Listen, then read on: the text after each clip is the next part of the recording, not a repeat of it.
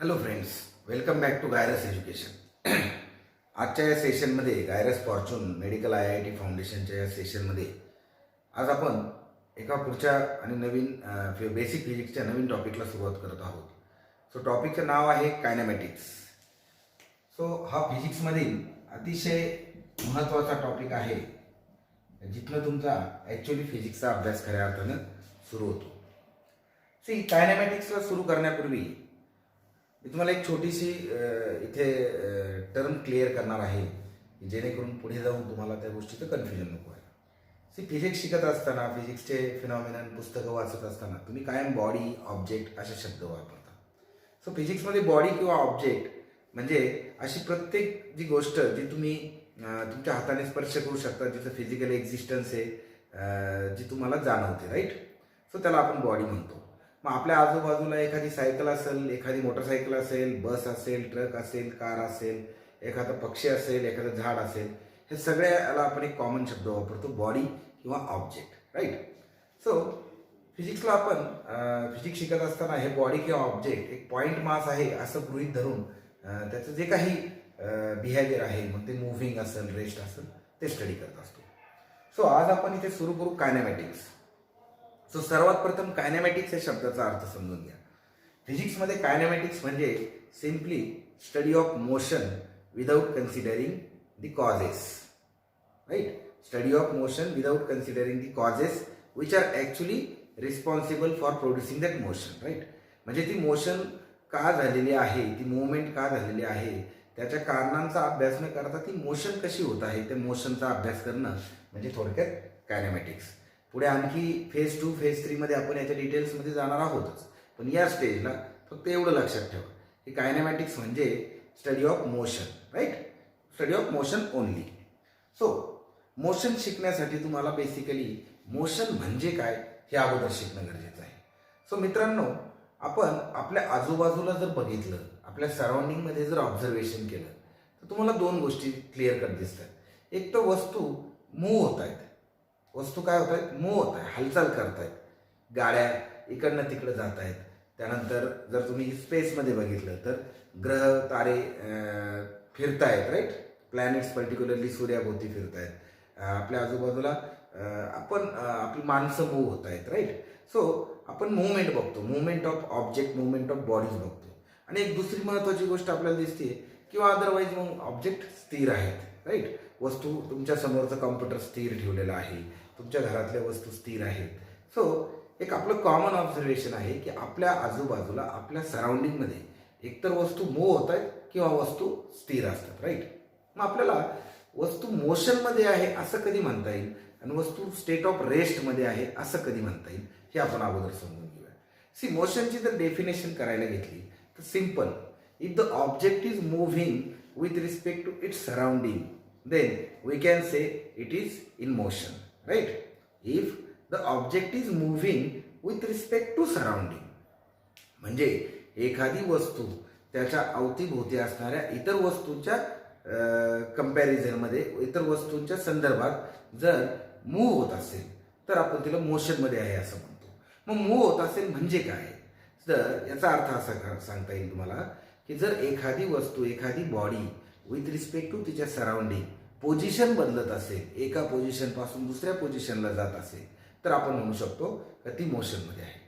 आणि दुसरी टर्म म्हणजे रेस्ट. रेस्ट म्हणजे काय, एखादी वस्तू जर तिच्या सराउंडिंगच्या संदर्भात, इतर वस्तूंच्या संदर्भात जर मूव्ह होत नसेल, एका जागेवर फिक्स असेल, तर तिला आपण स्टेट ऑफ रेस्ट म्हणू शकतो.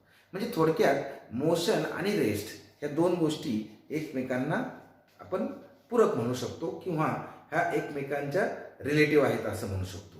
जर वस्तू मोशनमध्ये आहे तर ती रेस्टमध्ये नाही, आणि जर वस्तू रेस्टमध्ये आहे तर ती मोशनमध्ये नाही. Overall the motion he term it self is a relative term. ती कशी ते समजून घ्या. आपण मोशनची डेफिनेशन इथे क्लिअर केली की मोशन म्हणजे movement of object with respect to its surrounding, आणि रेस्ट म्हणजे the steadiness of object with respect to surrounding. आता मुळात ह्या दोन्ही टर्म रिलेटिव्ह आहेत. त्या कशा पहा. आपण जर ओव्हरऑल बघितलं तर पृथ्वी स्वतःभोवती फिरते आणि स्वतःभोवती फिरत असताना ती सूर्याभोवती देखील फिरत असते. म्हणजे याचा अर्थ प्रत्येक क्षणाला आपण सगळेच मोशनमध्ये आहोत. मग जर चंद्रावरून जर आपण एखादी गोष्ट बघितली तर ती मूव्ह होत असेल, राईट.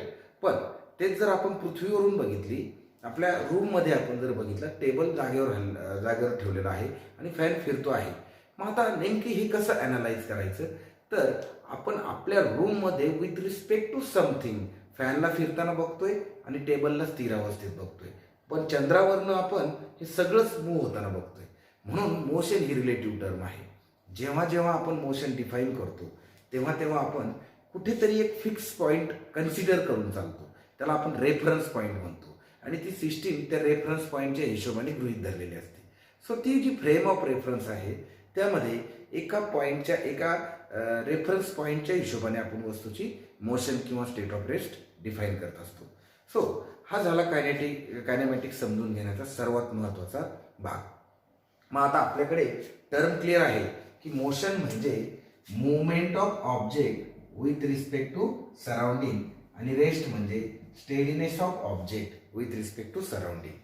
सो आता बऱ्याच वेळेस या स्टेजला मुलांना प्रश्न पडतो की याच्यात काय शिकायसारखं. मित्रांनो, आपण मोशन बघतोय, आपल्या आजूबाजूला घडते, आपल्या आजूबाजूला गाड्या मूव्ह होताना दिसत आहेत. पण कधी हा विचार केला का गाड्यामध्ये आपल्याला 4 गिअर दिलेले आहेत, 5 गिअर दिलेले आहे, ॲक्सलरेटर दिलेला आहे, आपण पाहिजे तसा स्पीड वाढवू शकतो, पाहिजे तसा स्पीड कमी करू शकतो, वाटेल तेव्हा ब्रेक लावू शकतो, वाटेल तेव्हा गाडी वळवू शकतो.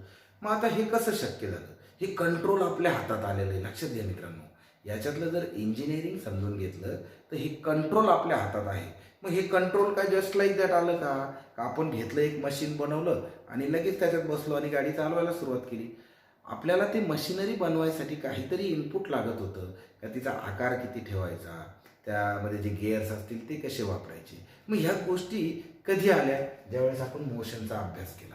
म्हणजे सगळ्यात महत्त्वाचा पहिला मुद्दा आज इथे आहे की मोशनचा अभ्यास कसा करायचा, राईट. मोशनचा अभ्यास कसा करायचा. निसर्गाचं ऑब्झर्वेशन आपण केलं की मोशन म्हणजे मुवमेंट. वस्तू with respect to something move होतात, जागा सोडतात, पोझिशन चेंज करतात. आता आपल्याला याचा अभ्यास करायचा आहे, राईट. हे झालं नैसर्गिक आणि हे आम्ही थांबवू शकत नाही किंवा जे आहे ते चालू आहे. पण सायन्स काय, सायन्सची डेफिनेशन काय सांगते का याच्यातनं ऑब्झर्वेशन करून काही गोष्टी आपण आपल्या सोयीने समजून घ्यायच्या आणि नंतर त्याचा उपयोग करून आपलं जीवन आणखी चांगलं कसं करता येईल हे आपल्याला त्याच्यातनं शिकायचं असतं. सो एक्झॅक्टली आपल्या सायंटिस्ट लोकांनी तेच केलं.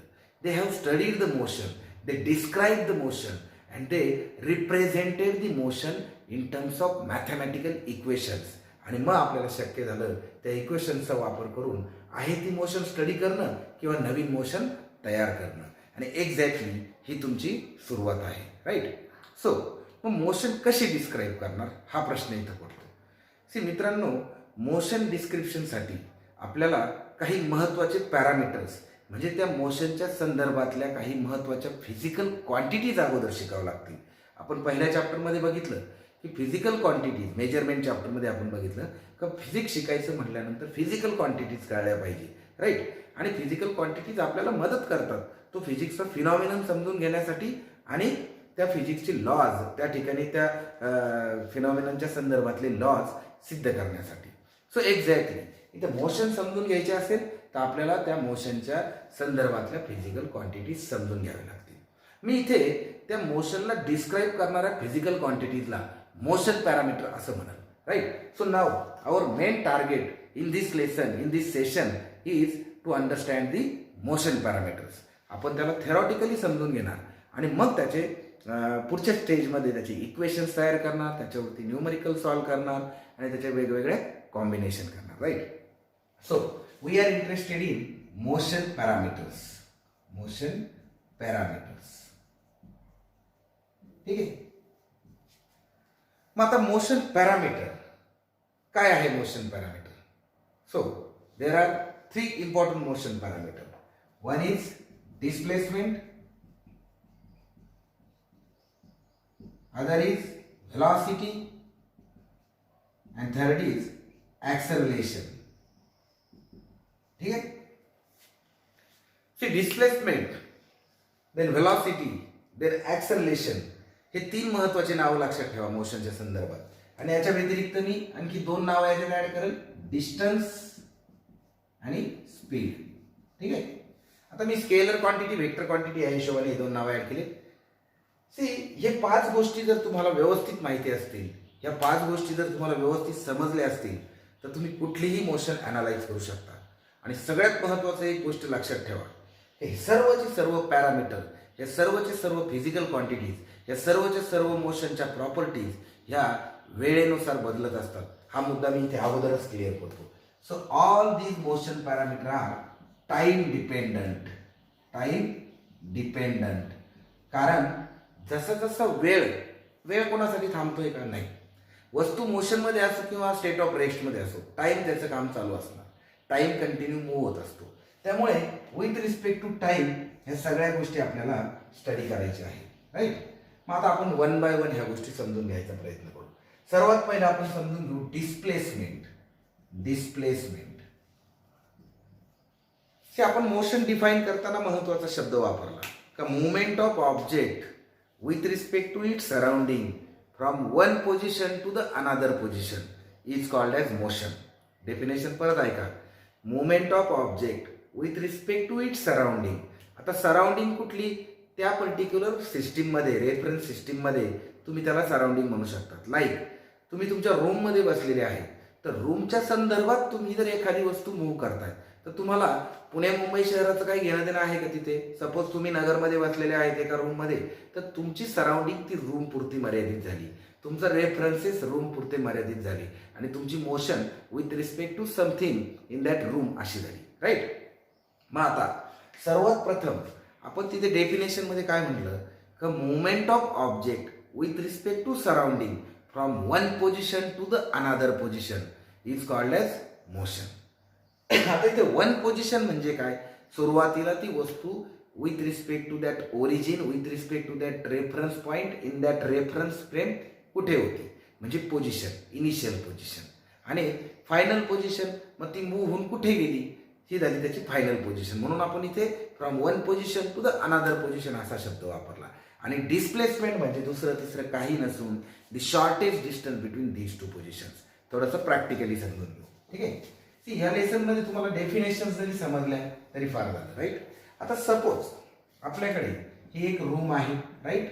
ह्या रूममध्ये ह्या फिक्स पॉईंटपासनं, ओ पॉईंटपासनं एक वस्तू आता सुरुवातीला इथे ए पॉईंटला आहे आणि ती दुसऱ्या मूव्ह होऊन बी पॉईंटला जाते. मग हे जे शॉर्टेस्ट डिस्टन्स आहे, straight line shortest distance between these two points, this is called as displacement. Right. डिस्प्लेसमेंटची डेफिनेशन क्लिअर आहे का? Displacement is nothing but the shortest distance between two positions, initial position and final position for the object which is in motion.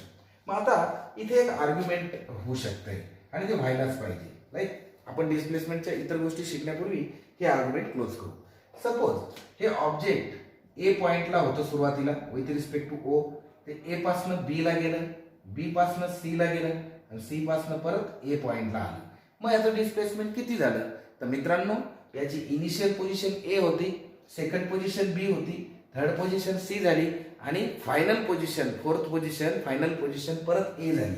म्हणजे दोन position परत एकमेकांवर overlap झाल्या. याचा अर्थ त्याचं डिस्प्लेसमेंट 0 झालं. याचा अर्थ त्याचं डिस्प्लेसमेंट काय झालं? 0 झालं. मग याला काही अर्थ उरतो का? येस, एक्झॅक्टली त्याला अर्थ आहे. आणि त्याच्यासाठी आपण याच्याच बरोबर आणखी एक फिजिकल क्वांटिटी डिफाईन करणार आहे आणि ते म्हणजे डिस्टन्स. जसं the displacement is shortest distance between two points, तसंच डिस्टन्स किंवा पाथ ट्रॅव्हल, त्याला आपण काय म्हणू किंवा दुसरा शब्द काय वापरू? Path travel by the object which is in motion. याला आपण डिफाईन कसं करू शकतो? It is total distance covered by the object when it is in motion. आणि ह्या दोन फिजिकल क्वांटिटीमध्ये काय फरक आहे तो आपल्याला लगेचच लक्षात येईल. So now let us understand displacement first. So मित्रांनो, हे जे डिस्प्लेसमेंट आहे ज्याची डेफिनेशन मी सांगितली, shortest distance between to position, initial position and final position. याच्या बाबतीत सर्वात महत्त्वाची पहिली गोष्ट ही व्हेक्टर क्वांटिटी आहे. Displacement is a vector quantity, means you need magnitude as well as direction for its representation. That is the first point. Second point, this displacement can बी 0. हे displacement zero होऊ शकतं. कसं? तर ह्या केसमध्ये तुम्ही बघितलं, जर ऑब्जेक्ट सगळीकडे फिरून परत त्याच पोझिशनला जर आलं तर डिस्प्लेसमेंट काय झालं? झिरो झालं. So displacement can be zero. त्यानंतर तिसरा महत्त्वाचा पॉईंट, हे डिस्प्लेसमेंट पॉझिटिव्ह किंवा निगेटिव्ह असू शकते. मग पॉझिटिव्ह कधी असणार आणि निगेटिव्ह कधी असणार हा आपल्याला समजून घेण्याचा पॉईंट आहे. सो मुद्दा लक्षात घ्या, डिस्प्लेसमेंट कॅन बी पॉझिटिव्ह और इट कॅन बी निगेटिव्ह. आता ते पॉझिटिव्ह कधी असेल आणि निगेटिव्ह कधी असेल ते समजून घ्या. मुळात वस्तू त्याची जागा कधी सोडते? आपोआप तर सोडेल का? समजा तुमच्या घरामध्ये एखादी वस्तू एका कोपऱ्यापासून दुसऱ्या कोपऱ्याकडे आपोआप गेली तर तुम्ही तर पळून जातात. तुम्ही म्हणताल काहीतरी भूत वगैरे आलं. तसं होईल का? नाही होत. वस्तू कधीही स्वतःहून जागची हलणार नाही. निर्जीव वस्तू, I am talking about non living object. So त्यासाठी तिच्यावरती आपण काहीतरी फोर्स अप्लाय करतो न्यूटनच्या पहिल्या नियमानुसार, आणि फोर्स अप्लाय केल्यानंतरच ती वस्तू एका जागेवरून दुसऱ्या जागेवर मूव्ह होऊ शकते. आता या ठिकाणी with the application of force the position of object changes, त्याला म्हणतो आपण मोशन, राईट. मग आता जर फोर्स ज्या दिशेने ॲक्ट झाला त्या दिशेने जर ऑब्जेक्ट मूव्ह झालं, त्या दिशेने जर ऑब्जेक्टचं डिस्प्लेसमेंट झालं तर त्या डिस्प्लेसमेंटला पॉझिटिव्ह डिस्प्लेसमेंट म्हणायचं, राईट. सो डिस्प्लेसमेंट आणि फोर्स जर एकाच दिशेला असतील तर डिस्प्लेसमेंट पॉझिटिव्ह असतं, आणि ते जर विरुद्ध दिशेला असतील तर डिस्प्लेसमेंट निगेटिव्ह असतं. आता विरुद्ध दिशेचं उदाहरण सांगतो. तुम्ही एखादी वस्तू जमिनीवरून वर उचलली तर तिच्यावर ऍक्ट होणारा ग्रॅव्हिटेशनल फोर्स खालच्या दिशेने असतो, पण तुम्ही तिची मुवमेंट वरच्या दिशेने करतात, डिस्प्लेसमेंट वरच्या दिशेने करतात, म्हणजे त्या ठिकाणी डिस्प्लेसमेंट काय झालं? निगेटिव्ह. सो आपले मुद्दे काय आहेत? का displacement is the shortest distance between two point. Displacement is a vector quantity, it has a direction. Then third, displacement can be zero. जर ऑब्जेक्ट परत फिरून त्याच जागेवर आलं तर डिस्प्लेसमेंट झिरो होऊ शकतं, आणि displacement can be positive or negative. तर हे झाल्या डिस्प्लेसमेंटच्या बाबतीतल्या महत्त्वाच्या गोष्टी. याला फिजिकल सिग्निफिकन्स म्हणतात. एखाद्या फिजिकल क्वांटिटीच्या बाबतीत ही जी चर्चा आहे ती फिजिकल क्वांटिटी कशा पद्धतीने आपण मांडू शकतो किंवा काय काय ती आपल्याला दाखवू शकते त्या बिहेवियरमध्ये, त्याला म्हणतात फिजिकल सिग्निफिकन्स. मित्रांनो, फिजिक्स शिकत असताना सर्वात महत्त्वाची गोष्ट, जितक्या काही फिजिकल क्वांटिटीज आहेत त्या प्रत्येकाचं फिजिक्समध्ये असण्यामागचं काही ना काही कारण आहे, आणि त्या कारणाला आपण म्हणतो physical significance, right. So physical significance of displacement is, it tells us about the position of object, new position of object, right. जर झिरो असेल तर त्याच्यामधून आपल्याला काय माहिती मिळते? का ऑब्जेक्ट परत जागेवर आलं आफ्टर डुईंग मोशन. जर त्याची काही पॉझिटिव्ह काहीतरी व्हॅल्यू असेल तर ऑब्जेक्ट नवीन ठिकाणी गेलंय हे आपल्याला कळतं. जर ते पॉझिटिव्ह असेल तर ऑब्जेक्ट फोर्सच्या दिशेने गेलं, ते निगेटिव्ह असेल तर ऑब्जेक्ट फोर्सच्या विरुद्ध दिशेने गेलं. ह्या पद्धतीची माहिती आपल्याला त्या डिस्प्लेसमेंटमधनं मिळते. Then what is this distance? So आपण इथे बघितलं का ह्या दोन केसेसमध्ये का ऑब्जेक्टने जर ए पर्यंत ए पासून बी पर्यंत जाण्यासाठी दिशा न बदलता एकच मार्ग धरला, राईट. म्हणजे या ठिकाणी त्याने ए टू बी एवढा पाथ ट्रॅव्हल केलेला आहे, एवढं डिस्टन्स ट्रॅव्हल केलेलं आहे. आता ह्या दोन अर्थ आहेत, ए आणि बी दोन पोझिशन आहे, इनिशियल पोझिशन आणि फायनल पोझिशन. म्हणजे दोन पोझिशन मधलं शॉर्टेस्ट डिस्टन्स जे दॅट इज डिस्प्लेसमेंट, आणि पाथ ट्रॅव्हल सुद्धा तेवढाच आहे. म्हणजे ह्या केसमध्ये त्याचा path travel is equal to displacement आहे, म्हणजे डिस्टन्स आणि डिस्प्लेसमेंट सारखा आहे. पण ही केस जर आपण समजून घेतली तर आपल्याला डिस्टन्सचं क्लिअर कट अर्थ कळेल, राईट. याच्यामध्ये आपल्याला दिसतंय का वस्तू ए पासून बी कडे गेली, बी पासून सी कडे गेली, आणि मग पुन्हा ए कडे आली. तर ह्या दरम्यान हा जो त्रिकोणी पाथ तिने ट्रॅव्हल केला हा वेगवेगळ्या पद्धतीने आपण टोटल पाथ जर बघितला तर तो A B plus B C plus C A, म्हणजे ऍक्च्युली वस्तूने एवढं डिस्टन्स ट्रॅव्हल केलेलं आहे. फक्त आपण त्याचं डिस्प्लेसमेंट झिरो का घेतलं? कारण डिस्प्लेसमेंट हे पोझिशन मधलं अंतर आहे, आणि हे काय आहे तर हे पाथ आहे, ती वस्तू ऍक्च्युली किती फिरली हे सांगणारी. तर ही जी स्केलर क्वांटिटी आहे याला आपण डिस्टन्स असं नाव दिलं किंवा पाथ ट्रॅव्हल असं नाव दिलं. सो मग डिस्प्लेसमेंट आणि डिस्टन्स मध्ये नक्कीच फरक आहे. तो फरक काय तो समजून घेऊया. हे जे डिस्टन्स आहे, पहिली गोष्ट ही स्केलर क्वांटिटी आहे, right. Distance is a scalar quantity. दुसरी गोष्ट, हे डिस्टन्स कायम डिस्प्लेसमेंट पेक्षा जास्त असणार आहे. हे डिस्प्लेसमेंट पेक्षा कधीही कमी नसेल. तुम्ही ह्या केसमध्ये बघितलं ते इक्वल आहे, ह्या केसमध्ये ते जास्त आहे कारण इथे डिस्प्लेसमेंट झिरो आहे. तिसरी गोष्ट, डिस्टन्स कधीही निगेटिव्ह नसतं. Distance travel, path travel is always positive, right. आणि चौथी महत्वाची गोष्ट, का डिस्प्लेसमेंट आणि डिस्टन्स एकच कधी असतील? एकमेव केस आहे जर वस्तू मुवमेंट करताना दिशा बदलत नसेल, ती एका सरळ रेषेत जर मुवमेंट करत असेल दिशा न बदलता, तर डिस्टन्स आणि डिस्प्लेसमेंट सारखे येते. सो मित्रांनो, हे झालं दोन महत्त्वाचे मोशन पॅरामीटर्स, डिस्प्लेसमेंट आणि डिस्टन्स. आता आपल्याला जर यावर प्रश्न विचारले, मला जर कोणी विचारलं का तुला डिस्प्लेसमेंट म्हणजे काय माहिती आहे विद्यार्थी, एखाद्या विद्यार्थ्याला विचारलं तर so simple, displacement is shortage distance, distance is distance travelled, actual distance travelled by the object during the motion. He vector quantity आहे, ही स्केलर क्वांटिटी आहे, ही झिरो असू शकते, ही झिरो नसते कधीच, ही पॉझिटिव्ह निगेटिव्ह असू शकते, ही कायम पॉझिटिव्ह असते. तर अशा प्रकारे तुम्ही त्याच्यामध्ये फरक स्पष्ट करू शकता. So this is our first motion parameter. Now what happens during this motion when object starts from point A to B. ज्यावेळेस ऑब्जेक्ट ए पॉईंटपासून निघतं आणि बी पॉईंट्सपर्यंत त्याची ट्रॅव्हलिंग चालू असते, ह्या दरम्यान काय होतं मित्रांनो, एक कॉमन सेन्सची गोष्ट, वेळ वाढत जात असते, राईट, टाईम चेंज होत असतो. सपोज इथे टी इज इक्वल टू झिरोला प्रवास सुरू झाला आहे, तर इथे T is equal to some time, ठीक आहे, T is equal to D T, काहीतरी अशा एवढ्या ड्युरेशन नंतर हा पॉईंट इथे येईल, राईट. तर वेळ फ्रीज होणार नाही, वेळ कंटिन्यू चालू राहणार आहे. म्हणजे याचाच अर्थ काय होतो, ए पासून बी पर्यंत जाताना क्षणोक्षणी हा डिस्टन्स ट्रॅव्हल वाढत जातं, कमी होत जातं, स्थिर राहतं, राईट. मग हे कसं टॅकल करायचं, मग याच्यासाठी म्हणजे काही प्रश्न आपल्याला इथं पडले पाहिजे का. ऑब्जेक्ट नगरवरनं पुण्याला निघालं, राईट, ऑब्जेक्ट नगरवरनं पुण्याला निघालं. मग आपल्याला इथं कुतूहल, एक क्युरियोसिटी आपल्याला काय प्रश्न विचारते का ते हळू निघालं की जोरात निघालं, म्हणजे आपण एक जनरल बोलतोय, राईट. म्हणजे त्याचा स्लोनेस, त्याची fastness, right, whether it is slow or fast, अशा प्रकारचे प्रश्न पडतात. मग आता हे कसं मांडायचं, मग याच्यासाठी जी पुढची फिजिकल क्वांटिटी आहे ती आपण तयार केली आणि तिला आपण म्हणतो व्हेलॉसिटी ऑफ ऑब्जेक्ट.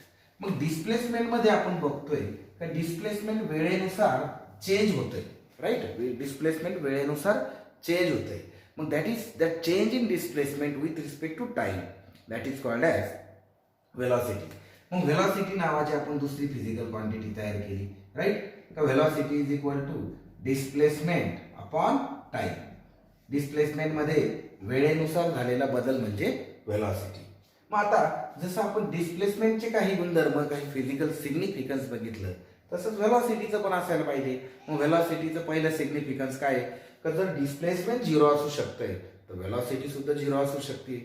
सगळ्यात महत्त्वाची गोष्ट पाहिला का डिस्प्लेसमेंट वेक्टर क्वांटिटी आहे, तशीच व्हेलॉसिटी सुद्धा वेक्टर क्वांटिटी आहे.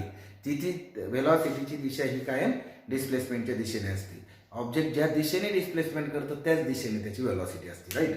त्यामुळं ह्या दोन्ही कशा झाल्या, वेक्टर क्वांटिटी. दुसरा, डिस्प्लेसमेंट झिरो असेल तर व्हेलॉसिटी देखील झिरो असू शकते, right. So it can be zero. मग ते झिरो कधी असेल, जर ऑब्जेक्ट फिरून परत त्याच जागेवर आलं तर ती झिरो असेल, किंवा ऑब्जेक्ट कुठं गेलंच नाही. लक्षात घ्या, सगळ्यात महत्वाचा मुद्दा का ऑब्जेक्ट जर कुठे गेलंच नाही, ऑब्जेक्ट एका जागेवर स्थिर आहे, टाइम मात्र चालू आहे, मग त्या ठिकाणी ऑब्जेक्टची व्हेलॉसिटी झिरो असते. सो मित्रांनो, स्थिर अवस्थेत असलेल्या ऑब्जेक्टची व्हेलॉसिटी किती असते हे जर कोणी विचारलं तर त्याला व्हेलॉसिटी नसते असं नाही म्हणायचं, त्याची व्हेलॉसिटी झिरो असते, कारण तो झिरो वेक्टर असतो. हे कशाचं उदाहरण आहे, झिरो वेक्टरचं, ठीक आहे. आता तिसरं आपण बघितलं का डिस्प्लेसमेंट पॉझिटिव्ह किंवा निगेटिव्ह असू शकतं. In the same manner velocity देखील पॉझिटिव्ह किंवा निगेटिव्ह असू शकते. जर फोर्सच्या दिशा आणि या क्वांटिटीच्या दिशा वेगवेगळ्या असतील तर त्या केसमध्ये पॉझिटिव्ह निगेटिव्हचे तिथे त्या ठिकाणी केस तयार होते, right. So displacement and velocity is a vector quantity. It can be zero, it can be positive or negative, right. If the displacement is positive then velocity is positive. If the displacement is negative, velocity is also negative. So ही झाली आपली पुढची physical quantity. मग आता आपण यामध्ये बघतो की जर समजा मग व्हेलॉसिटीमध्ये डिस्प्लेसमेंट आलंय, मग आता ज्यावेळेस आपण डिस्टन्सचं हे बघतो, आता हे समजून घेण्यासाठी मी उदाहरण सांगतो का तुम्ही ज्यावेळेस तुमच्या मोटरसायकलवरनं एका ठिकाणाहून दुसऱ्या ठिकाणी निघाले, सपोज तुम्ही पुण्याहून मुंबईला निघाले. आता पुणे ते मुंबई सपोज 100 किलोमीटर अंतर आहे असं आपण गृहीत धरू. मग आता समजा तुम्ही सकाळी 11ला पुण्याहून निघाले आणि समजा दुपारी 12ला तिथे पोहोचले, तर याचा अर्थ काय होतो का एका तासात तुम्ही 100 किलोमीटर ट्रॅव्हल केलं. मग तुमचं तिथं व्हेलॉसिटी किती झाली, 100 किलोमीटर ताशी, राईट, एका तासाला 100 किलोमीटर. पण मग तुम्ही जर समजा ड्युरिंग द मोशन पुण्यापासनं लोणावळ्यापर्यंत तुम्ही 200च्या स्पीडने गेले, त्यानंतर 50च्या स्पीडने गेले. मग आता तुमचा जो स्पीडोमीटर आहे त्यामध्ये जर तितका स्पीड असेल, म्हणजे तुम्ही काही काही टप्पा अतिशय वेगाने ट्रॅव्हल केला, काही वेळ तुम्ही थांबले मध्ये चहा प्यायला, मग आता हे कसं काउंट करायचं आणि हे काय आहे एक्झॅक्टली. सो मित्रांनो, त्याला आपण तिथे इन्स्टंटेनियस व्हेलॉसिटी असंही म्हणू शकतो, त्या क्षणापुरती व्हेलॉसिटी, तेवढ्या पाथपुरती व्हेलॉसिटी.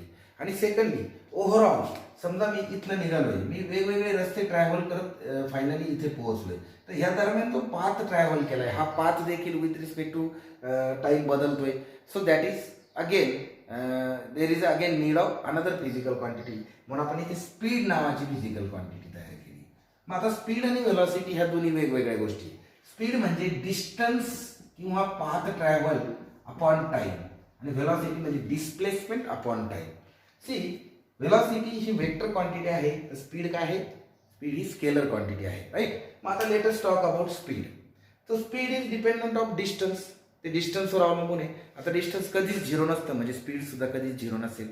त्यानंतर दुसरी गोष्ट, का तुमचं distance is always more than the displacement, right. Distance is always more than the displacement. So speed is always more than the velocity. Again it can not be negative. Distance कधी negative असतं का? नाही. तसं speed सुद्धा कधीही negative नसतो, तो zero नसतो, तो निगेटिव्ह नसतो. त्यानंतर तो ऑलवेज मोर दॅन व्हेलॉसिटी असतो. आणि एकमेव केस अशी आहे का तो व्हेलॉसिटी इतका कधी असेल जर वस्तू एका सरळ रेषेत प्रवास करत असेल. तर जर ऑब्जेक्ट स्ट्रेट लाईन मध्ये ट्रॅव्हल करत असेल तर तिचा स्पीड आणि व्हेलॉसिटी हे सारखी असू शकते, right. In that case its speed and velocity are same.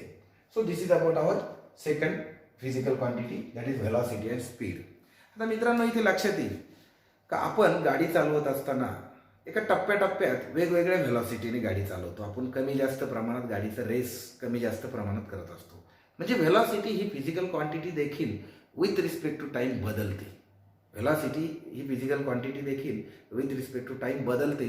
ती का बदलते त्याचं कारण सिंपल आहे, का बॉडी ही मुवमेंटमध्ये का आहे, कारण तिच्यावर कंटिन्युअसली काहीतरी फोर्स ऍक्ट होतोय.